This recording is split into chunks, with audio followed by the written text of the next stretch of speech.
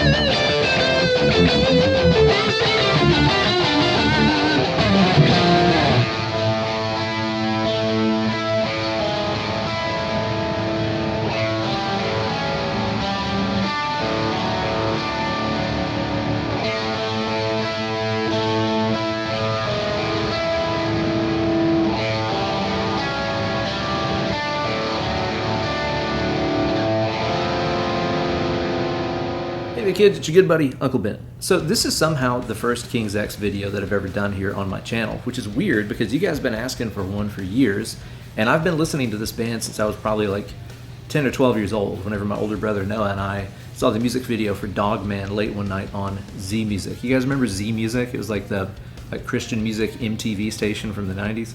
So I've been listening to these guys for a long time, and that's because they're one of the greatest rock trios in history. They got the amazing Beatle-esque vocal harmony parts, the insanely sick riffs, great grooves, and of course Ty Tabor's incredible guitar playing. There's a lot that we can learn from him in terms of filling out the sound in a one-guitar band using really awesome chord and scale choices. And that's what we're going to talk about today. But you're going to get even more out of this video if you check out the extended and ad-free cut that's only available on the Patreon page, patreon.com/BenEllerGuitars.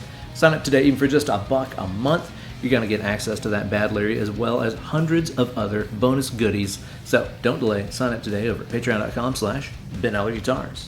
I'll see you there. Ty is the god of the heavy Strat tone, which is why today I'll be playing my Fender American Ultra Stratocaster here. And I've got that going through a couple of pedals. I'm using the Sir Woodshed compressor for that solo, just for some extra fatness and sustain. And I'm also running through the Peppers Pedals Dirty Tree as a boost in front of my Bad Cat Hot Cat 50. Yeah, I'm pretty sure you know what time it is. Let's get into it.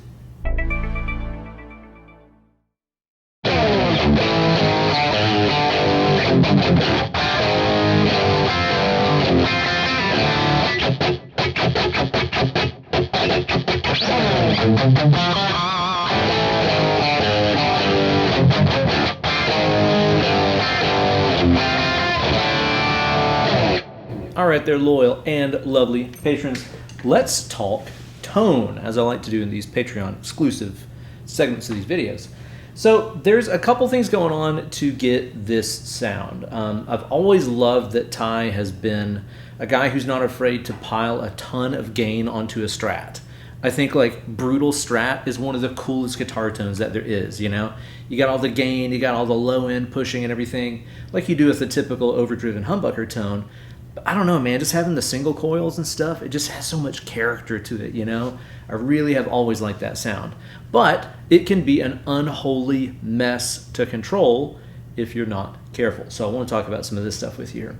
Okay, so single coil pickups. Known for being so low noise and easy to work with lots of gain, right? Yeah, the opposite of that. They're known for being noise factories.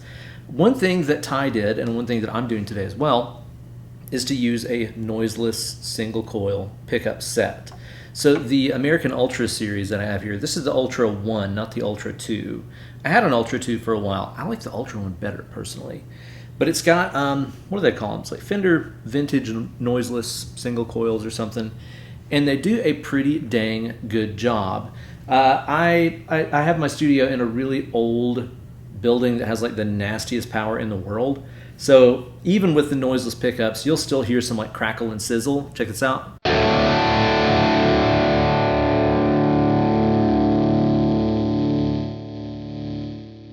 I've got a noise gate that's trying to clamp it down too. But the noiseless single coils do a really good job of doing that. I want to say that maybe he used like lace pickups back in the day. I might be wrong about that, lace sensor pickups. I'm also using a noise gate. Like I said, I have to do that here, like no matter what. It doesn't matter if I'm playing a humbucker or a barking dog. It doesn't matter if I'm playing a humbucker or a single coil. I always have to use the noise gate. Now, I am getting my gain from a couple of different sources here. Let's talk about this. So here's the Bad Cat straight in on its own.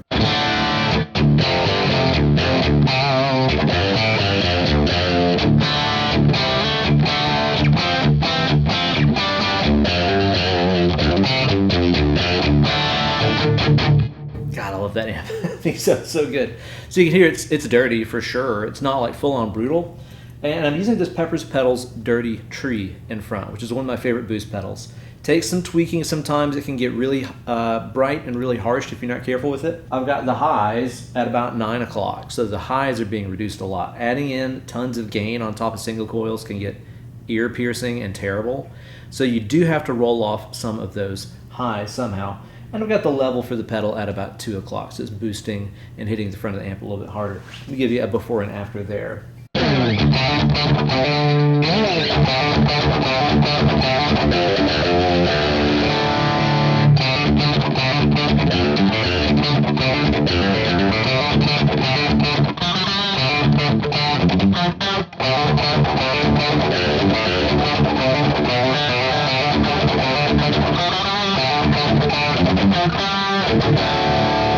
Really cool. Totally forgot how to play that lick in that riff. Anyway, so you can hear it's adding in some good warm low mids.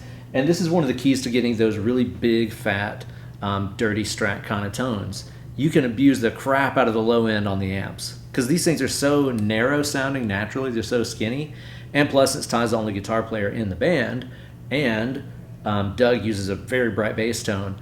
There's kind of just more low end room for him to take up. So whenever you're using these high gain Strat tones, don't be afraid to crank the crap out of the low end.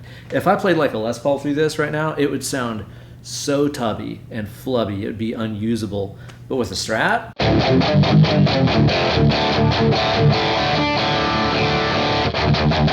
yeah, it just sounds awesome. It adds on a lot of beef, a lot of meat onto those single coil tones.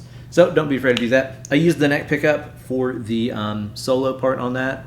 And I did my usual thing, which is to keep everything the same. I added in that compressor just for a little extra goosing and sustain on there. But I kept everything the same, and I just changed the IR. I changed the speaker cabinet. The normal rhythm tone that I'm using is a Vintage 30. Again, big low end, you know, smooth, tamed mids and highs on it, big low end. So I use that for the rhythm tones. And for the leads, I used I think it's called like Greenback 30 Punch. It's just a really nice, mid-rangey, very focused sounding Greenback speaker. I love doing that whenever I'm tracking. Keep everything the same, just change the speaker cabinet, and suddenly it'll punch through the mix in a way different way. Speaking of that solo, I also did another little thing here using the UA aux on that. It sounded to me like there was some kind of texture on it on the record. I couldn't quite tell if it was a subtle chorus, a subtle flange, maybe even a modulated delay or reverb. I don't know. But it didn't sound like it was just a straight-in dry tone. It sounded like there was some kind of sheen on it. So with mine, I added in some chorusing using the UA aux, which is also what handles my my load-bearing powers of my amps and the IRs and everything too. What a great piece of gear. I love that. UA aux. So the chorus that I'm using here sounds like this.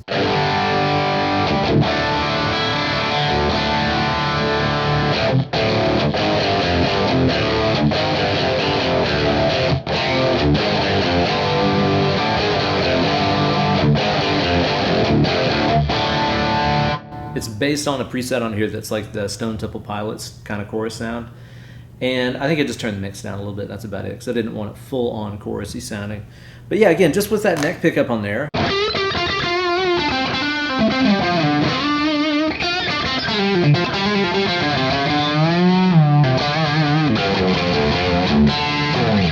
Just kind of gave me some extra texture on there that I think sounds more like the record. Your mileage may vary. Difficulty-wise, if you're trying to learn this tune note for note, you don't have too terribly much to worry about. I would say if you're playing just the rhythm guitar parts, this is probably like a, I don't know, a 4 out of 10. It's not too bad. And if you're adding in that solo part, it's also not too terrible to play. So even if you're not like a super shredder guy, you can probably get this down.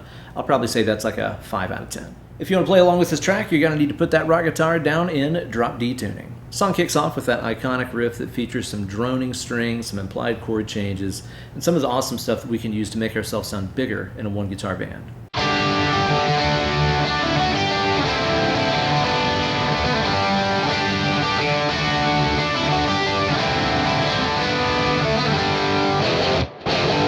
Check out the way that he's got that open D string droning through that entire intro part.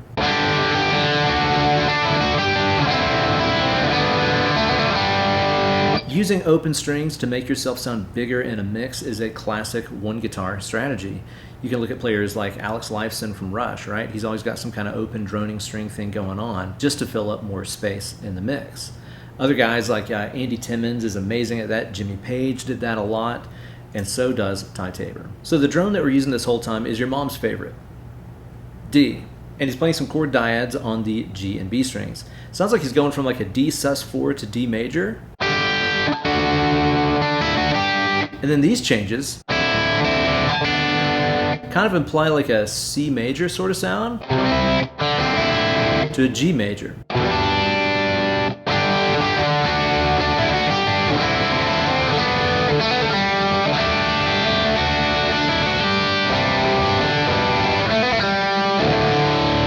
All of those chords are cut from the Mixolydian scale, which is like the fun major scale, you know? If you took a regular D major scale and made the 7th note of it one note flatter, it'd sound like this.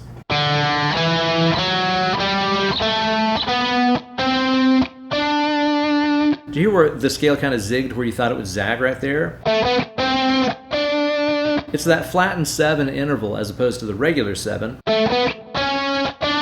that a major scale has that gives this scale the character that it does. I've always thought the Mixolydian scale sounded like a major scale that liked to party on the weekends, you know? It's just a little bit more interesting sounding, and it gives you that cool sound of 2 major chords a whole step apart, like D major to C major. Whenever you're learning the modes, I think it's really important to pick a riff that represents the sound of each one of those modes to you, you know? I call this labeling your spice cabinet. You got to put names on these things in order to be able to recognize them in other places and recreate them whenever you want that particular sound. So when you're thinking of Mixolydian, maybe try thinking about the opening riff to this tune. So I mentioned using the drone strings to make a single guitar sound bigger in a mix, but Ty takes this one step further and also really carefully considers his fingering that he's using. Sometimes whenever I see people play that intro riff, they play it like this, as opposed to this. Whenever you play it this way, like Ty does, those notes can all kind of ring together a little bit more freely than this. So there's a little tiny details that make players like Ty stand out amongst everybody else. So it's all based around that Mixolydian scale, except for those punches at the end. That flat third that we have in there is more indicative of some other minor scale. We'll talk about where that comes in later on in the video. They give us a little change of scenery when it goes to the verse. We go to like an A pedal tone and some more implied chord changes on top of it. Check this out.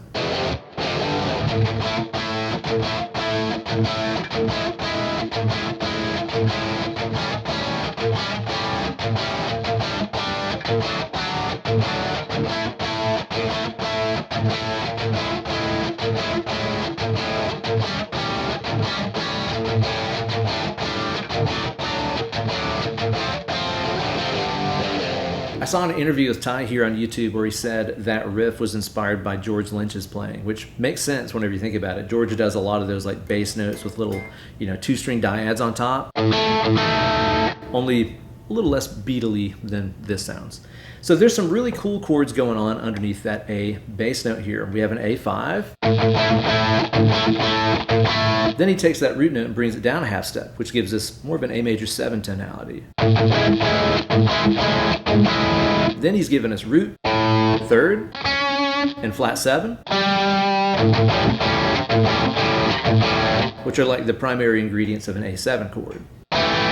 And then he's got two chords in one measure. The first one's like a G5 over A to a, this is a inversion of a D chord. This is a D major over A. All the notes of a D chord just in a different order.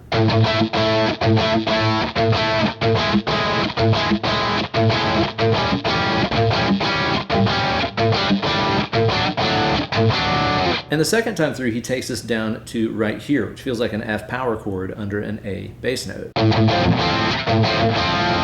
This is more like an inversion of an F chord. You know, an F chord is the notes F, A, C. This is A, F, C. Same notes, just in a different order. Look at the way that that creates this chromatic movement in the bass note here, right? Watch the D string.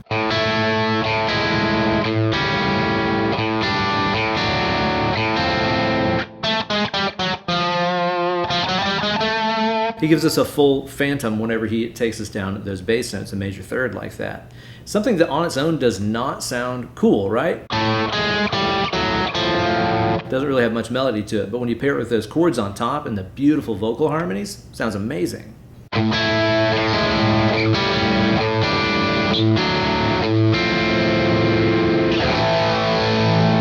The Beatles were especially amazing at making those chromatic moves like that work by using a variety of different chord inversions and stuff. You'll notice a lot of the chromatic moves that we're doing in there come from chord inversions, right? Like whenever we go from this to this to this. Yeah, that's the G5 over A. That's a D chord. That's an F chord. But if I would have played those in some other way, that was just normal chord voicings like this, you don't have that graceful chromatic thing going on anymore, do you? That's gone when you just play them as big, dumb rock player power chords. That's the value of learning inversions. You can make those cool little melodic moves like that happen if you know your way around them well enough. Going back and listening to how I played that earlier, I think I played it a little too stiff because it's not like a robotic thing like this.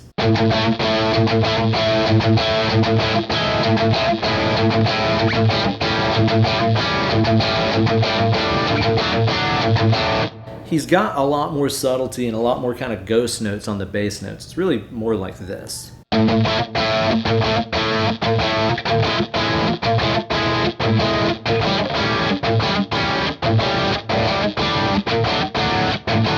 So whenever you're playing that, be sure to stay nice and loose with that picking. Keep it a little sporadic. We're going to go back to our original tone center of D whenever we go back to the chorus, only this time it's more of a D Dorian, kind of D minor sound. Skip this out.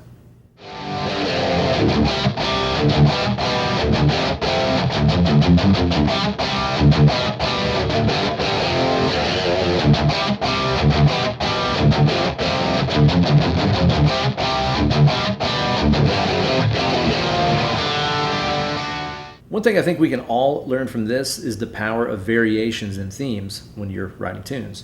Rather than just throwing out new part after new part after new part, base the next part off of something the listener has already heard. So in the verses, we were using this kind of rhythmic figure, right? 2 bass notes-ish, and then a chord strike on top, right? The chorus of the song takes that same idea and just puts it in a completely different language.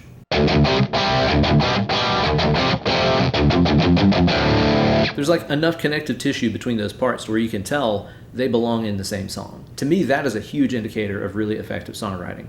When the riffs for this song would only make sense in this song, you couldn't just plunk them into some other tune or whatever, that's when you know you're building a really cohesive motif or framework throughout a tune. So I said earlier that the intro was based on D mixolydian, which is kind of like the major scale that knows how to party.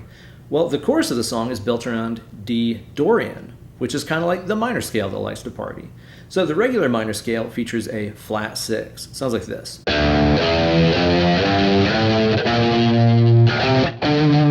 But the Dorian features a natural 6 in there, like a major scale would.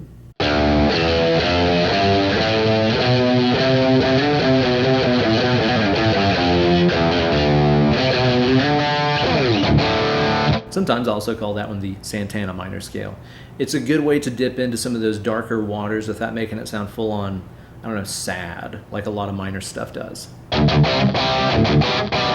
See, there's that sixth in there again, the B note. And this guy right here, let's talk about this. This is another one straight out of the Alex Lifeson playbook. This is a sus2 power chord. Sometimes people call these add nines. That's not exactly correct. Let's talk about why.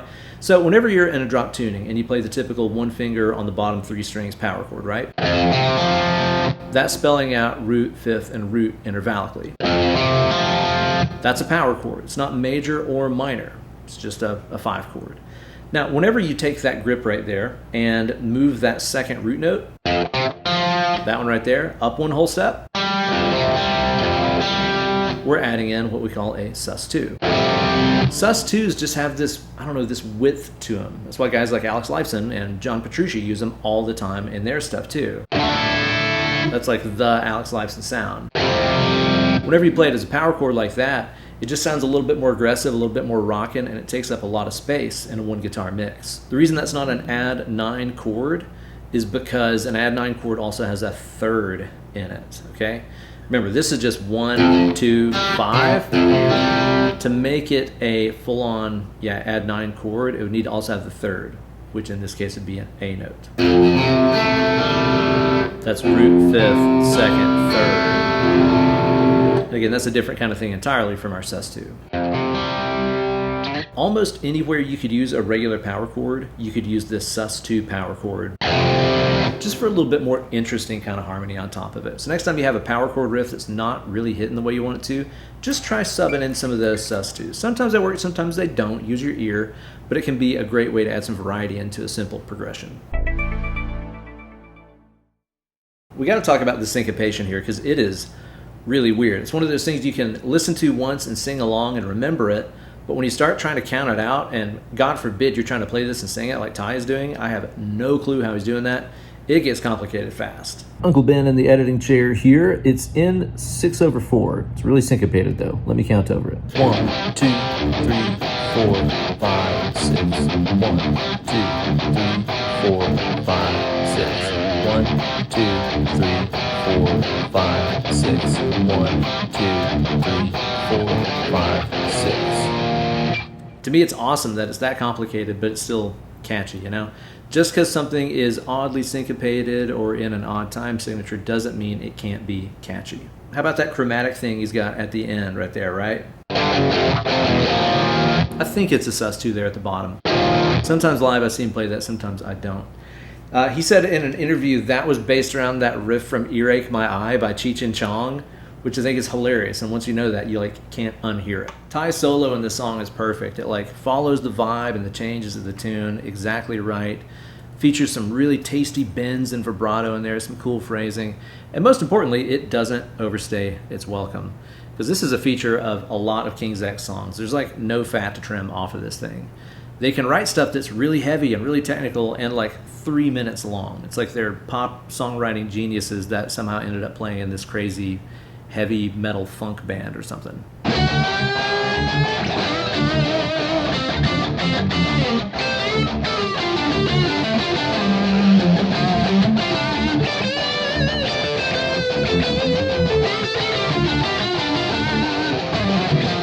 Kicks it off with one of those monster David Gilmour never-ending bends. He's starting off here on the F note and taking it up 2 whole steps to about A. That's where having the flatter fingerboard that these ultras have on it really comes in handy. Keeps those notes from choking out too much. A little extra compression on there if you're using a compressor pedal or something will also help with the sustain. Now as you take that bend up, be sure to use the buddy system here. Team lift that sumbitch. You'll notice I'm not trying to make one finger do all the work. I'm fretting the note with my third finger and using my first and second behind it here to help push the string up. That's the only way to make that happen and not rip your fingertips off. I love that chirp that you can get whenever you're using a Strat on the neck pickup and using the pick to kind of stop the string like he does right there. doesn't sound so good whenever you're playing it slow. You get that really obnoxious chirp sound. Not so great. But at speed, just has that like really chewy, tasty thing going on right there. I'm basically just kind of ramming the pick into the string using an upstroke, just to give it that extra little snarl on the notes. So this solo is based mainly around D minor pentatonic and D Dorian. It's over the chorus riff again. So we're back in that D minor party mode, the D Dorian sound. And the way that he phrases over this is to mostly use our traditional 10th position minor pentatonic box, with a couple additions of that 6 in there. We talked about the 6 that the Dorian scale has earlier. He tosses that in there, especially on the B string. You're going to hear a lot of that in the next couple of phrases here. Notice that awesome vibrato that Ty has, man. He's really underrated in terms of being a lead player, in my opinion. Whenever you learn somebody else's solo, it's really important to try to capture their flavor of sass. Don't skimp on the sass, man. I hear this all the time. People will learn like some wicked Marty Friedman solo and they'll have all the fast licks down great, but when they land on a sustained note, their vibrato sounds like this. And it's like, okay, I know where you devoted your time. You worked on the fast parts. It didn't work on the subtleties, you know? But that vibrato is the fingerprint of any player, you know? Whenever you're trying to replicate the sound of a particular solo as close as you can, those are the details you have to really pay attention to. It's not just about nailing the fast licks and the chopsy parts and all that. That's important too, yeah. But that vibrato, man, that is the identity of the player. So as you're learning this stuff, try to really capture the sound that he's got right there. He's got a pretty wide vibrato. It's nice and in time, nice and in tune as well. So really pay attention to those details. See, there's him using that 6 again. I always think of that as being like the Steve Vai blues, you know? Anytime Vai is playing bluesy stuff, he's almost always incorporating that 6 in there. Especially because you can bend it up to that flat 7. It's got a really cool sound to it. Again, it keeps it from sounding too minor, too sad sounding. The groove in the solo is killer. That's something that I meant to mention earlier. Like, all the rhythmic phrasing is just spot on and so locked into the drums and bass. It's crazy. That was honestly one of the hardest parts to replicate, is just trying to nail that time feel. With King's X, it's all about the groove all the freaking time, even in the solos. The bridge part of the song is after that, and we can learn a lot about resourceful songwriting here, because it's the same thing as the verse changes, just played with a different picking pattern and a way different groove on the drums and bass.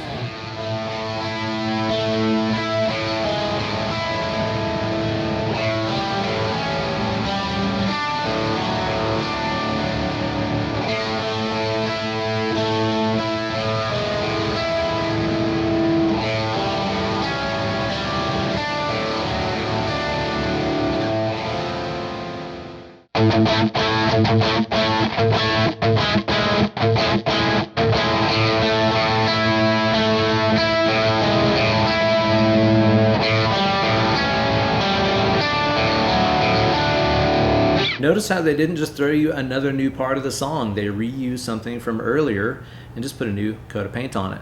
This is kind of like something that I see screenwriters refer to a lot, where they're like, don't introduce a new character in the third act. By the time the third act of the movie rolls around, have all your characters introduced. And I find good songwriting follows that philosophy pretty closely too. By the time you get this far into a song that you're writing, instead of introducing something new, just try translating something that you said earlier into a different language, you know? Put a different vibe to it, put a different picking pattern to it. Just see another way you could say the same thing, rather than throwing in another new character into the mix. So the song ends the way that it started, with that D Mixolydian drone riff. And there's an overdub of Ty playing some really fantastic licks and stuff over. He's just kind of improvising some soloing here. And that's what he does live too. This isn't like a written part that I'm gonna show you how to play note for note. I'm sure there's some like King's X fanatic here on YouTube that's already done that anyway. But the important thing to recognize here is the language that he's using.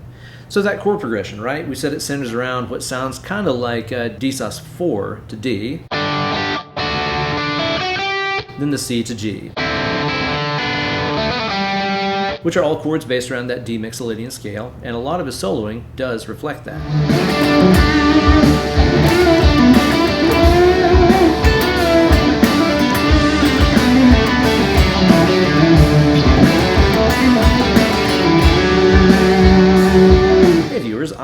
turned my recording audio off at this point in the video, and I never turned it back on. So enjoy the sound of plinky unplugged electric guitar. Some of you guys might recognize that as like the Allman Brothers major scale, right?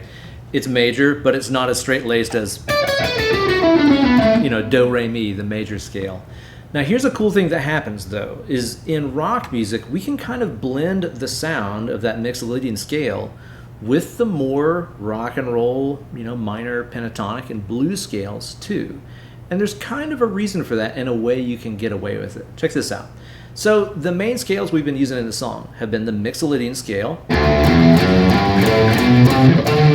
and the Dorian scale, right? Now, you might have just noticed, those are only different by one note. Intervallically, the Mixolydian scale goes 1, 2, 3, 4, 5, 6, flat 7, 1. The Dorian scale goes 1, 2, flat 3, that's the different note. Then the rest of it's the same. 4, 5, 6, flat 7, 1. So they're almost the same. The only difference is the Dorian has a flat third, the Mixolydian has a regular third. So you can play all those same, you know, bluesy sounding licks, and that fits in both scales. But whenever it's time to play the third, if I play F, it sounds Dorian. If I play F sharp, the major third, it sounds Mixolydian. What if I played what I think of as a neutral third? Do you hear that? This is something blues guys have been doing forever to kind of blend the worlds of major and minor tonalities. Play all that stuff,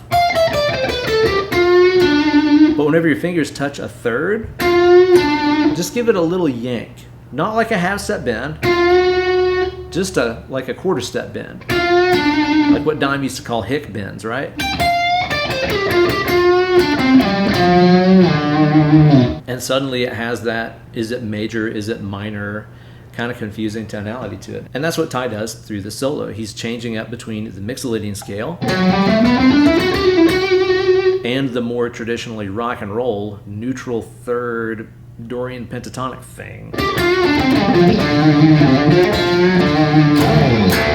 To make room for the soloing, you might have noticed too how the riff changes to reflect those full chord changes. Rather than being the little two-string dyads, it changes up to a full-on D, to our C add 9, and then our G over B.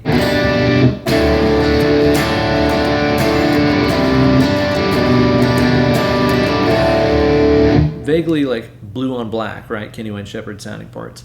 That just kind of gives you more room to play around with the tonalities when it comes to that soloing. Really awesome tune with some super effective songwriting and killer guitar work.